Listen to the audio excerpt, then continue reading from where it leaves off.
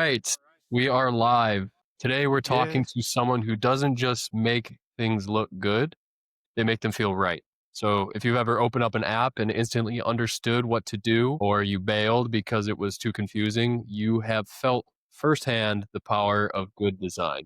So whether you're launching your first MVP or refining your 10th, this episode is built to help you build tools that aren't just functional, but frictionless. And to help us do that, first of all, we're joined with Daniel Alcanja, hi CEO guys. of Trio. And we're also joined with Pablo Silva, UX UI designer at Microapp and Trio. Hello.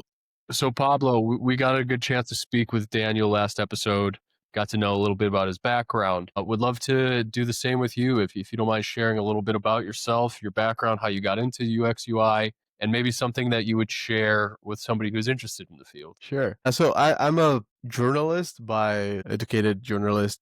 I have a degree in journalism, and I worked with photography after graduating. I kind of switched it to.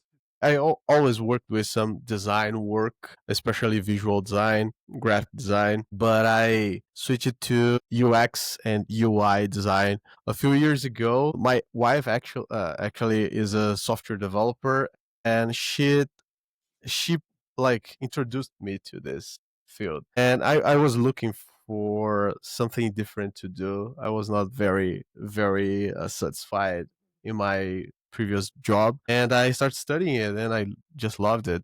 So I moved careers. So, what do you think is the main difference that you found between graphic design and UX UI? I feel like UX UI is way more evidence and test based than graphic design, which relies more on references, and like graphic design is more subjective and more like based on the look and feel of stuff.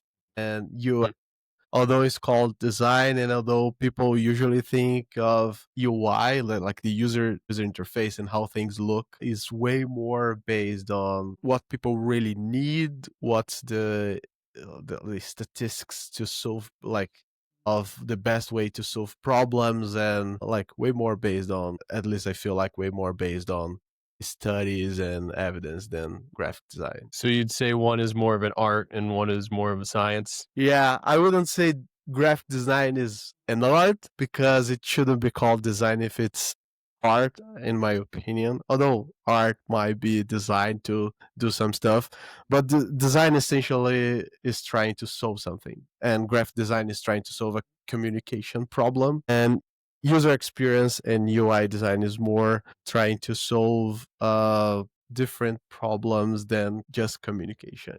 Of course, communication is a problem to solve, but sometimes you're trying to solve math problems. Sometimes you're trying to solve like localization problems and this kind of stuff. So it's different. So can you explain what that is? I'm not too familiar. What is like a localization problem? You're trying to figure out where you are in a map in your phone, for example. So it's not just like conveying a message. You're trying to help people to figure out where they are in the world. I see. That's a localization problem to solve with design. I see. What do you think would be considered? So do you consider like architecture? Would that be art or design? You don't think that design is art, right? You think that design is more functional? Yes, yes. Yeah, I like design is filled with art in a lot of in a lot of cases. You're like good looking and feeling good about stuff is also part of good design and good user experience. Okay. But and architecture, it's like very close to what we do when you do UX design and UI design, but in a three-dimensional, like bigger scale. You can relate to the field of UX and UI design when you you are in a building and you feel like it's beautiful, but you can't find where you need to go. So that's you are looking. The architect maybe was more looking to the aesthetic of the work that they were doing instead of the what the user is trying to solve and their problems. And in other times, like Brazil is. By the way, I'm Brazilian and I'm in Brazil. Brazil has a lot of architecture, modern architecture that is not looking to the aesthetic mainly, It's working upon brutalism and other like schools of architecture, and it's very based on what you need to have, like what you want to achieve with that building. And sometimes they don't look good, you don't want to be in there, but you can totally find where the bathroom is and the main room that you want to go. It's a balance of form and function, right? Yes. Isn't that what Yes. they call it? Yeah. Daniel, you come from a developer background. Do you think that there is an art to developing, or is that the same? Is that mostly the science? I think the creativity part of it, it's art, because in order for you to create something, you needed to, push the boundary of art. But it's more, of course, most of the time you don't, it's most of the time is you're gonna stay just coding it and connect the things and put the logical part of it into place. But again, I think I agree with Pablo. It's like the same in design. It's, a little bit of art, and most of that time is solving a problem. A percentage Mhm. is art, and another, the bigger part is it's actually like, coding and logic and solving a problem. So Daniel or Pablo, you got into it a little bit. You're from Brazil, but what was the driving force that brought you to graphic design and now UX design? Was this something that you knew you wanted to do as a kid? Were you always drawing? Tell us a little bit about your background. Yeah, when I was a kid, I wanted to be a painter and like work with illustration. Never got to do it. I didn't have much of the patience to finish a drawing. I always left it only in this the pencil, and then I start like working with graphic design on the computer. Things felt faster than having to like paint stuff by hand, and I did a lot of like personal stuff with graphic design and editing videos. I used to skateboard with my friends, and we added our own videos, created our own art for that, and this kind of stuff, teenager stuff. But in the I studied journalism, but we had like to design magazines and newspapers, and I was always working on that part of the job too, and start for photographing too. And this visual, like all the work was always in my background. I was always doing something related to visual work. Going like starting work with UI and UX design was something close to what I used to do, and it was easy to start liking it. Do you think that you start with a vision for what you want to create, or do you tinker until you have that vision? What's like your kind of internal process for that? Man, it depends a lot on the product. Sometimes, when we are like briefing, we are talking about the problem that we want to solve or the product that we want to build. I start visualizing it, pretty much based on previous references. It's not like rare to start just writing stuff and understand what we want to solve and understand and trying to think about the people that we want to help, and that's before actually studying our users. So it depends on the project, but that is always reference research when we start to look to stuff that are trying to solve the same problem or similar related problem. So it's hard to tell. It depends on the project. Got it. What would you say? You mentioned that knowing the user, right? I mean, that's the U in the UI or the UX. How deep of an do you consider yourself the blueprint for being a user? If it's easy for you to use, it'll be easy for others. Or what is that kind of testing and iteration process like? Yeah, that depends on the type of product that we are building. If it's something that I would totally use in a day-to-day base, I can start with me as a hypothesis, but I always need to expand it and try test it with other people. But if it's something like very different, or I'm not the target group of the product, that wouldn't work much. Of course, I'm a human. Of course, there are a lot of psychological process that I I go through and everybody else goes too, but it depends on what we are trying to do. If I'm like, if I never did that, but if I had to design a product for like pregnant women, like I would probably talk way more to my wife Yeah, about that. Mhm. for sure. You go right to the source. Yeah. For AI and LLMs today, we see ChatGPT, Claude. They all have a very similar UI UX. Just curious to know what your thoughts are on what they're doing. Is it effective?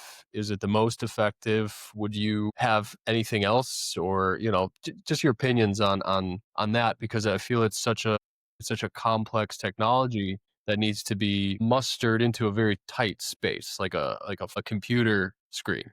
So what are your opinions on that? I don't have any numbers on that. I didn't see any recent research on how people feel about it in terms of effectiveness of their user experience. But looking at a lot of users that I talked to and saw using it, even on social media, you can see that the chat like experience is very approachable.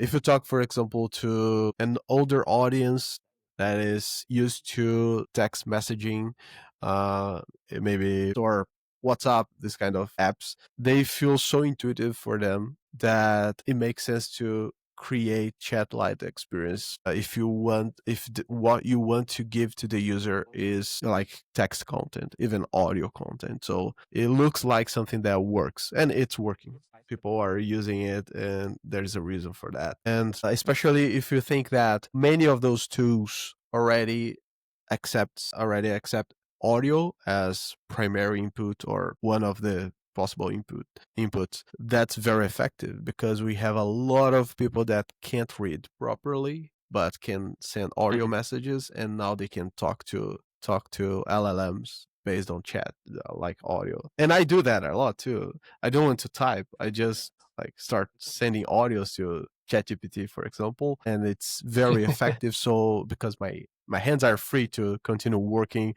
on my Right. laptop while I talk to ChatGPT, for example. So I think it's very effective for those kind of use cases. If you want to create something different, it's not like just text or audio. You want to see some visuals, and you need to interact with the product in a different way. Then the chat like experience, it's not maybe not the best. So that's a good segue to what you're doing with Microapp, right?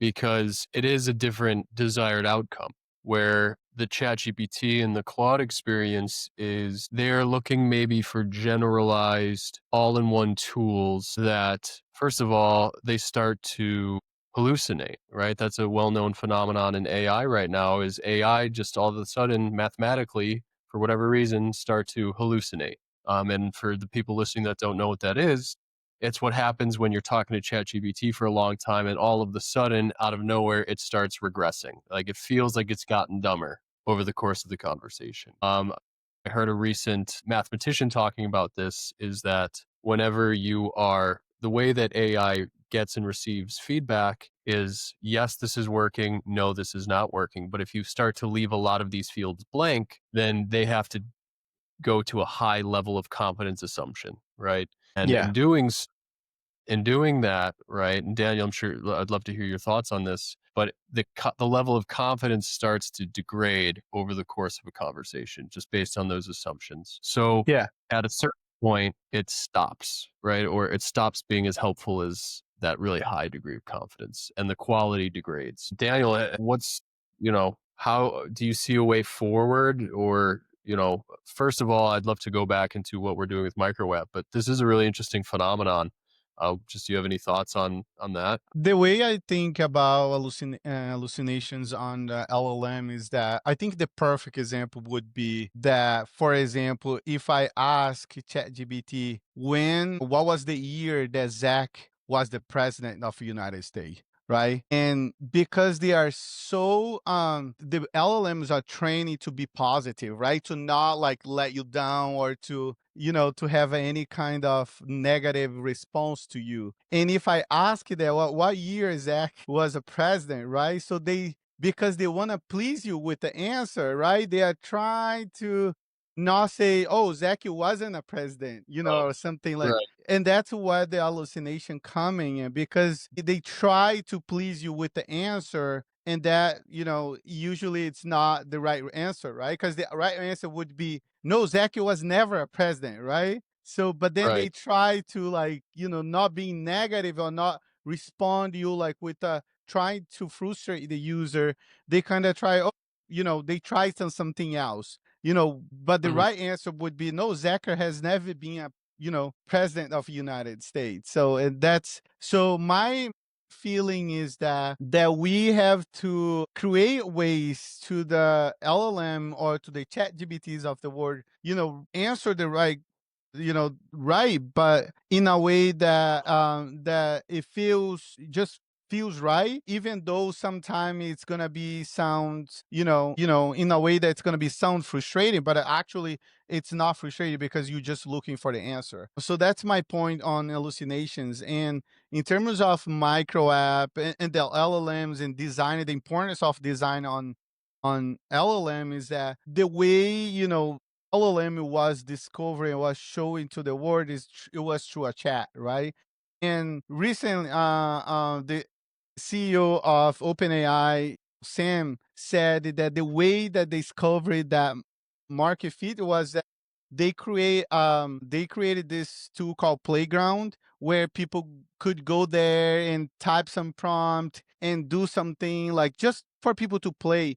And then they saw that people was trying to communicate with that Playground through, and that's where they decided to create it like a chat base, which is the simplest way someone to communicate. What is other tools now is doing a way better using design is that you rather talk to your friend for 5 minutes to get an answer, or you rather just kind of click a couple clicks and get an answer immediately, right? So mhm, the way that they call rappers, right? The way that rappers are being very effective to design is because instead of you chat with a friend for 5 minutes, you can do a couple clicks here and there, fill something, and gives some information through UI, through UX, and then boom, the results, right? So that's how it's so important to have a good user experience on top of those LLM, on top of the chat. And we see like now companies that they call rapper, they are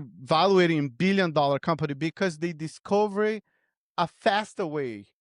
It's using the same LLM, using the same AI, but because they create a faster way to deliver value, to deliver result, than just talking. Because most of the tools that are out there, I could solve it by just talking to ChatGPT, but it will take longer for me to get the outcome that I need.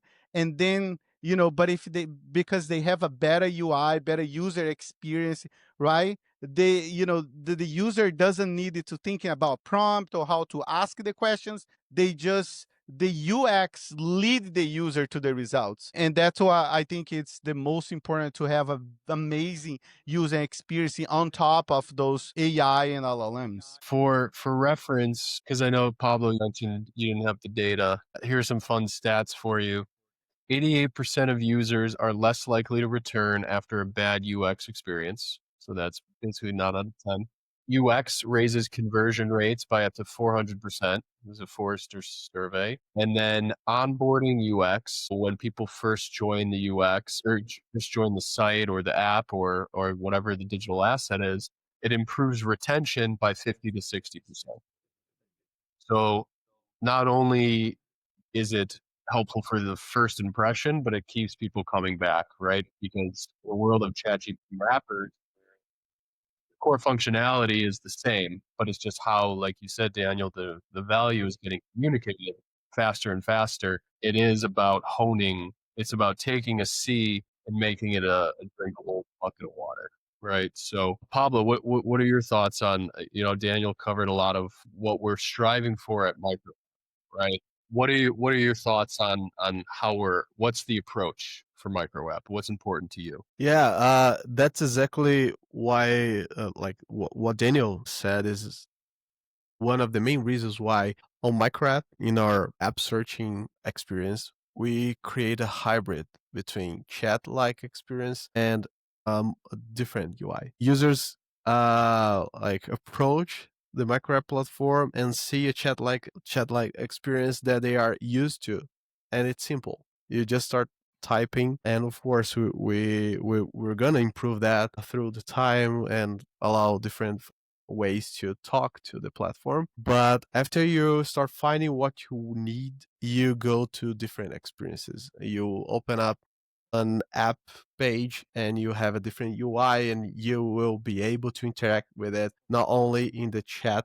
but also with buttons and cards and everything else. So that's exactly because we are in the middle between the experience to talk to an AI, to do a search on the internet, and then to start using apps. We created this experience that bridges this gap between the chat and the app like experience, you know. Right.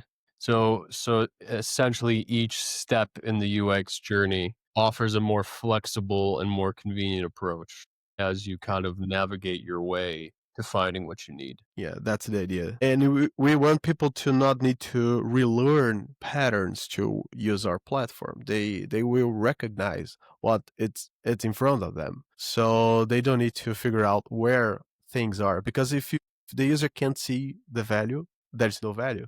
If the user Yeah. can't find what they need, it doesn't matter if it's there. So that's Exactly. our goal here. Right. It's like if you have to explain a punchline, it's not funny. Yeah. Yes. Right. All right, Pablo, we have a little bit of time left. I'd love to hear from somebody who's been in UX UI for some time. What are some tools that you swear by? What are some software solutions that you couldn't live without? Yeah, like every design or UX designer will know that, but I can't live without Figma, at least for now. Although AI is moving fast, AI for user experience designing, user interface design is not there yet, at least for me. I would need to like do a lot of edits in AI outputs in terms of user UI and UX design. So Figma is a must. I use a lot of ChatGPT and other LLMs for a lot of my work, since planning to like working with some proto personas. Some people call it, it's not artificial personas. There is a name for that. Don't remember, but this persona that's not actually based on real research, but we can come up with some initial thoughts and initial scenarios. There is a lot of stuff that you need to do without pushing pixels around, and that you can use AI to do. And besides that, there are a lot of plugins inside Figma that I use to make things faster, move things faster. Things like testing for contrast, that's basic, but also for documenting the designs and this kind of stuff. But Figma is my main tool. I start working, open up Figma, then go to Slack to see what's going on, and open the tool that we are using to manage the workflow, the workload actually, which is linear, Trello-like, Jira-like experience. But in a daily basis, I'm used with Figma and Spotify open on my laptop. Where do you find Figma plugins and where do you get maybe your learning materials from? Is there any accounts that you follow or any YouTube? Yeah, I usually watch some YouTube videos. I'm very bad with influencer names. I'm terrible for them. And also, there are a lot of Instagram accounts and Twitter accounts that will suggest stuff. You can find a lot of good stuff following good designers on LinkedIn too. They are always sharing some good ideas and good tips and material. Plugins I usually search on the actual Figma community.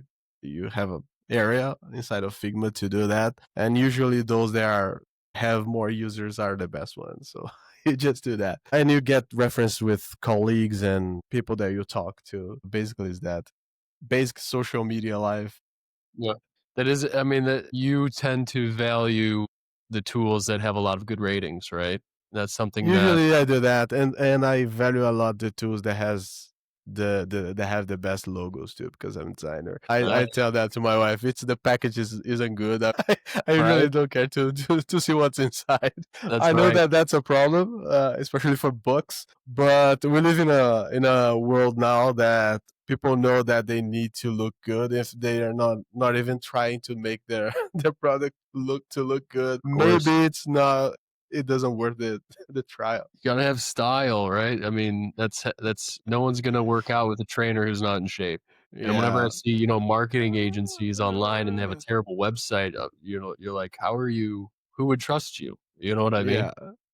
Yeah, that doesn't mean to be superficial. You should try and see for yourself, and then maybe try those ones that doesn't look good. Like Craigslist is there to prove that you don't need to look good to be an internet phenomenon, like True. internet Seller. wonder. But Yeah. Daniel, same question to you. Are there any tools that you're kind of obsessed with right now, or any tools that you found interesting recently? For sure, the number one tools that I use on a daily basis, ChatGPT, right? So I do use them to pretty much do everything, help me analyze my strategy or writing my guidelines. And, even write an email, complex email that I need some, polishment and stuff like that. I use ChatGPT all day long, and I think it's pretty effective. I also use Cursor, which is a tool for building software. I use them a lot to build apps. Sometimes I have an idea and I just go there and start building it and using the tool. I also use Lovable to build apps, micro apps that I like it.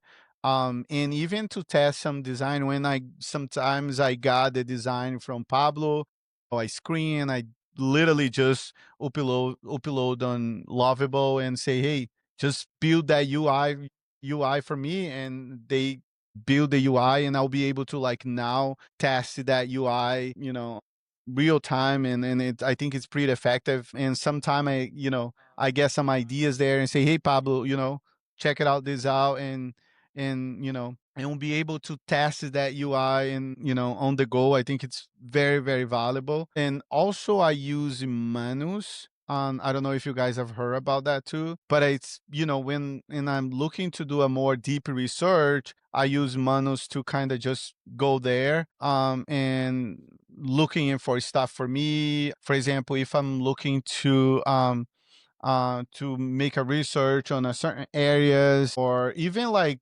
very simple search of what is the best hotels in a city. Like you can literally go to Manus and kind of ask for a deeper research on this. It's the results is phenomenal. So Well, you how guys do you should try this differentiate out. between using Oh, sorry, I had a lag. How do you differentiate between using Manus versus ChatGPT in your personal experience? Very interesting questions. And by the way, that's what we are trying to do, right? For searching product. But the difference is like the UI is, again, it's the hybrid mode between, chat and actually the tools, the UX, right? It's the UX is very focused on agentic research. And when you type it for them to, like, for example, search for hotels in a set of cities, or like even if you are buying a house and you want to research for like all the houses available around the area that you're looking to buy, you know, you can see the agent looking and navigating to all the sites, all the listing, right? With you on ChatGPT, is literally they give you a list of plain text of the house, and it's, I don't think it's out, I don't think it's updated, like it's, I think it's like, I don't know, behind 1 month or behind like a couple weeks. In Manus, they actually like go through the website, you can see it, the screen navigating to all the site and the list. For example, on Zillow, you can see the houses and stuff. I think that's again user experience in play a big role here, because one, you can see the things that they are doing behind the scene, and the ChatGPT just will quickly give you a list, a plain text list of the houses and stuff like that. I think it's different purpose, but because I'm focused on solving one problem in a specific industry, or I'm really focused on doing that deep research, I think it's now Manus is very effective there. Yeah, I think Manus gives you that transparency in the search that makes you feel more confident. Whereas ChatGPT I use it mainly for like quick person to person interaction, right? Like if I need, like, Yes. English for you as a second language, which is congrats to you for doing a full podcast to both of you. But when I want something fast, right, or I want advice on something quick, I'll go to ChatGPT. But if I want a deeper dive, or if I feel like I need somebody to really put in some effort, I'd go to Manus. But I wouldn't Yes. waste Manus' time with a simple email that I want to spread, Exactly. That's right. because then I wait. So I think it's interesting to see the different, we'll all be kind of fighting for use cases and saying fighting for a niche, right? And I think that the AIs and the wrappers and all of these LLMs that can establish a strong niche and a strong use case will be part of the repetition, because Yeah. I don't see people Google very long, to be honest. I mean, Google to me is ads, and I'm not going to find a very good answer on Google anymore. And if I do Google something these days, it's out of habit, and then I realize what I'm doing, and I'll go to ChatGPT. You know what I mean? The programmed Yeah. into me at this point. I've been doing it since the '90s. So, yeah, it's really exciting to be part of this journey with you both. From what I've seen, and maybe we can throw some snippets after if we're allowed, or I'll just cut this Yeah, off. for sure. Let's do it. I Building think that public. building in public is really important, and people will see the inspiration that Pablo took away, and also the added thought process behind, as you use it, it evolves to what you need for a specific use case, that I think is very appealing and will be I have a quick attracting to a question for lot of. Pablo. Sorry about that. Yes. So, Pablo, what was different for design web, the new micro app, from other tools and other products that you done? We changed a little bit the process on Microapp, like in this redesign of the Microapp. So we brought the development team and the product team, that is you and Zach, and we brought everyone together to brainstorm and to test. And when we were talking about tools, I use Lovable to prototype some ideas before going to Figma, for example. We did that on the new redesign process, the redesign new process, and doing that with the level of interaction that we had and the level of everyone giving their feedback and way more prototyping that we used to do. That felt that even though the product isn't developed yet, the product is already live in our heart. Let's say like that. We saw it in a way that we usually didn't do. And this level of interaction and feedback and the exchange that we did made the product to feel way more like right than before. So that was different. Also incorporating the new design patterns that are around with the LLMs and the chat-like experience into this platform that were previously only search-based with search results in a blog-like experience was very fun to do. So to bridge that gap that I mentioned before, and to try to find a way to make the user to go from a chat-like experience to like a list and app experience is very interesting to do. I what was really different, it was very social experience of designing with the team together, working together. And since we work from home, it's remote, it's harder to have that, and it was very fun to do. Awesome. Hot Awesome. take, Pablo. Before we wrap, what is your opinion, your honest opinion on vibe coding? On what? Vibe coding? I Do don't you know know? what that is. No. No, it's an internet trend. And it's a lot of UX designers in America, at least, are talking about it. It's essentially just making an MVP. Before it was making a full product. I think now everybody's kind of toned back their aspect a little bit.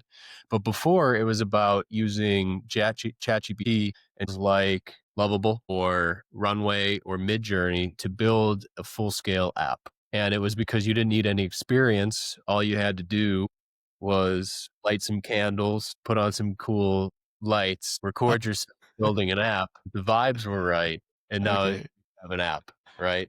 So it's called Okay. vibe coding with, coding with vibes, nothing but vibes. Okay. I didn't do that yet. I Yeah. might do that. You have too much, you have too Yeah. much background, I think. It's I don't have an opinion about that, but I can share an opinion about trusting on that process too much, and people are having a lot of problem with that, with like whole databases going to the hands of people that shouldn't have them. So it's fun, but you need to be like, your feet should be on the ground. It's not you. You should be taking care of what you're building, although you have a very intelligent agent working for you. Mhm. It's like, this agent cannot be sued suited, and you can. So you have to be Yeah, responsible with right, that. exactly. It's only a matter of time before they make it security by default, I would hope. Yeah. You know what I mean? Or identity by default. And I think that was part of the early mission of Microapp, right? That they handled authentication, identification, payment, Yes. that for you, because vibe coders, I don't think would want to waste their vibes configuring payment platforms. I don't think that would Yeah. be a very exciting Yeah, use of their exactly. time. I'm gonna For check sure. how that's it's called in Brazil, Yeah. because I know the phenomena, but I didn't know the name. So, you always see like the influencers put their phone up and they're like vibe coding 101. And then it's, Okay. they're Okay. building a habit tracking app or something. Yeah, sure. All right, guys. I think this has been a great discussion. I know I learned a lot on UX and your philosophies, Pablo. It gives me great confidence in the future of Microapp. Any last words, Daniel, before we sign off? No, all good. Let's just keep going and super excited. I just want to add that it was definitely, I love the process of designing the micro app. I think it was amazing how we handled the way we did this time. And also, like, we were so focused on details. I can't wait to share with you guys the new micro app UI design, because we were just so focused on details, make sure that the user has a great experience, and we want to we want to deliver value on the first couple interactions that you have with our product. So it was really fun to try to accomplish that, and I think we did. Yeah, from the early tests I saw, it's really clean. If my frog ever dies, I'll know exactly how to use the app. Yeah, we hope that everyone have a great experience using it, as great as we had designing it and are having building it. We really want to build the best platform for you to find apps to solve anything that you need to solve that an app can do. And like, we are all in the mission to build intelligent, thoughtful, and very good platform for people to visit every day and figure out that they can like do stuff in a easier way, in a better way, and find time to spend with their loved ones, instead of like continue digging to Google to trying to find like a tool that will bring more ads than value for them. Very cool. All right. Well, thank you again, Pablo, for joining us. I'm sure we'll have you back Thank you, guys. if you can pull yourself out of your vibe coding portal. I'll dive right into it. Thank you, Daniel. And thank you, everybody listening. We will see you next time. Take care. Thank you, guys. Take See care. you guys. Thank you.